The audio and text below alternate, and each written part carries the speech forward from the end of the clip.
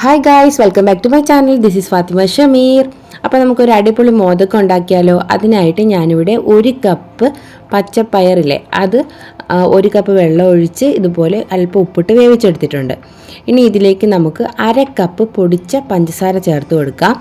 ഈ പൊടിച്ച പഞ്ചസാരയിൽ ഞാൻ 3-4 ഏലക്ക കൂടി ചേർത്ത് കൊടുത്തിട്ടുണ്ട് കേട്ടോ.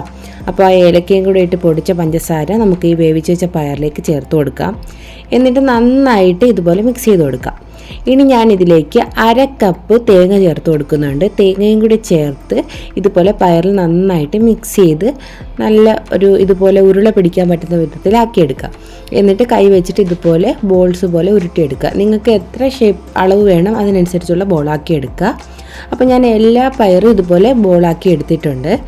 ഇനി നമുക്കൊരു ബാറ്റർ റെഡിയാക്കി എടുക്കാം. അതിനായിട്ട് ഞാനിവിടെ 1 കപ്പ് മൈദ എടുത്തിട്ടുണ്ട്. ഇതിലേക്കൊരു 3/4 ടീസ്പൂൺ മഞ്ഞൾപ്പൊടിയും ആവശ്യത്തിന് ഉപ്പും ചേർത്ത് കൊടുക്കുക. ഓൾറെഡി പയറിൽ ഉപ്പ് ചേർത്തത് കൊണ്ട് ഇതിനകത്ത് അത് നോക്കി ഉപ്പ് ചേർത്താൽ മതി കേട്ടോ. ഇനി നമുക്ക് ആവശ്യത്തിന് വെള്ളവും കൂടി ചേർത്ത് നന്നായിട്ട് മിക്സ് ചെയ്ത് ഒരു കട്ടിയുള്ളൊരു ബാറ്ററാക്കി എടുക്കാം. ഒരുപാട് ലൂസാക്കേണ്ട ഈ ഒരു കൺസിസ്റ്റൻസിയിൽ വേണം നമുക്ക് ബാറ്റർ വേണ്ടത്. ഇനി നമുക്ക് വറുക്കാനായിട്ട് ആവശ്യമുള്ള ഓയിൽ ഒഴിച്ചു കൊടുക്കാം. ഞാനൊരു ചീനിച്ചട്ടിയിലേക്ക് സൺഫ്ലവർ ഓയിൽ ഒഴിച്ചു കൊടുത്തിട്ടുണ്ട്.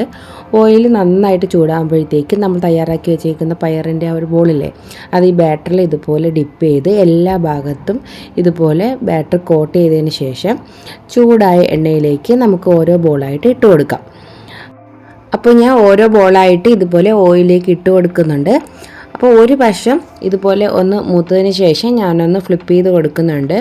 താഴ്ഭാഗത്ത് ആ ഒരു ചെറിയ ബ്രൗൺ കുത്ത് നമ്മുടെ ഷുഗർ ഇല്ലേ അത് കാരമലൈസ് ആയതുകൊണ്ടാണ്.